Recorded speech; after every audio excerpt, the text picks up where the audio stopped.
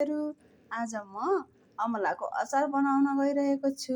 कसरी बनाउने त अमलाको अचार? यो चाहिँ मेरो फर्स्ट टाइम हो अमलाको अचार बनाउने। सुरुमा त मैले अमला बोइल गरेर राखेको छु। त्यसपछि साइडमा के गरेको छु त भन्दा भेलीलाई पकाइराखेको छु। त्यसपछि खुर्सानी र भेली अनि राखेँ मैले 1 चम्चा नुन। त्यसपछि राखेँ 1 चम्चा बेसार।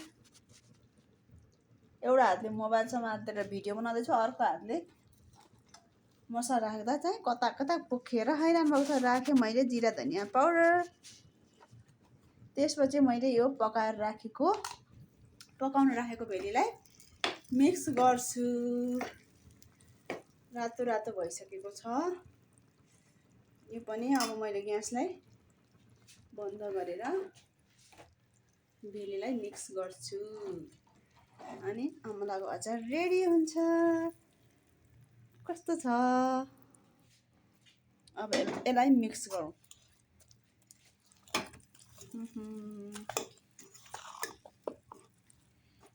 आज मेरो अमलाको अचार यसरी रेडी भयो।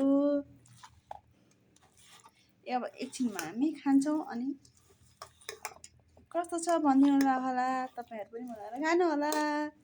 By by. छोरी, अमलाको अचार कस्तो? राम्रो देखिएको छ। टेस्ट गर्ने है? हुन्छ। By by. By by.